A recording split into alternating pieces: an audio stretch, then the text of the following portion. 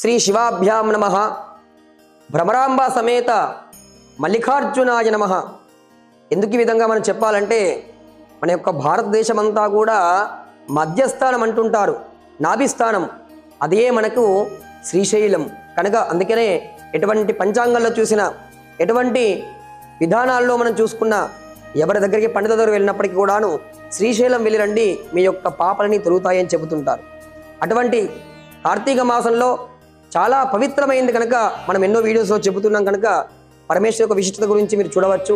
కనుక ఇటువంటి కార్తీక మాసంలో మనము మాతో పాటు మీకు కూడా అవకాశం కలిగించాలనే ఉద్దేశం చేత కైలాసంలో ఉన్నటువంటి మహాలింగార్చన, ఆ యొక్క పరమేశ్వరుని ఏ విధంగా ఆరాధించాలి, పరమేశ్వరుణ్ణి ఆరాధించడం వలన ఎటువంటి గొప్ప ఫలితాలు దొరుకుతాయి, ఎవరెవరు పరమేశ్వరుని ఆరాధించవచ్చు, ఇవన్నీ కూడాను మనము నవంబర్ 16వ తేదీన ప్రదోషకాల వేళ, అంటే గోధువుల వేళ అంటుంటారు, ఆవులు ఇంటికి వచ్చేటువంటి వేళన లక్ష్మీదేవి తాండవం ఆడుతుంది కనుక అటువంటి స్థానంలో పరమేశ్వరి యొక్క అర్చన అభిషేకం చేయడం గొప్ప ఫలితాన్ని ఇస్తుంది. కనుక ఈ విధంగా మేము సంకల్పం చేశాము, మాతో పాటు మీరు కూడా సంకల్పం చేసి మనందరం కూడా కలిసి ఒక వసుదేవ కుటుంబంలా ఈ కార్యక్రమాన్ని కూడా చేసుకొని భక్తులందరూ కూడా తరించవలసిందిగా మనవి చేస్తూ, మిగతా వివరాల కోసం కూడా ఈ యొక్క నెంబర్కి కానీ పూర్తి వివరాలు కూడా మీకు ఈ ఛానల్ ఎవరైతే సబ్స్క్రైబ్ చేసుకుంటారో వారందరికీ కూడా అందుతాయి. కనుక వివరించి వారికి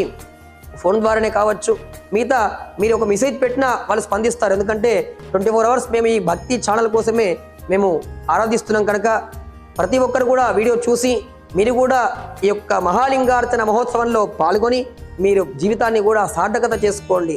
ఇంకా ఎవరైనా ఈ యొక్క వీడియోస్ చూస్తున్నట్లయితే వారి బంధువులకు కూడా తెలియపరిచి ఇటువంటి గొప్ప అవకాశం మళ్ళీ రాదు కనుక ఈ అవకాశంలో పాల్గొని స్వామివారి యొక్క అనుగ్రహాన్ని కూడా పొందవలసిందిగా స్వామివారి యొక్క అనుగ్రహాన్ని కూడా మనస్ఫూర్తిగా కోరుకుంటున్నాం.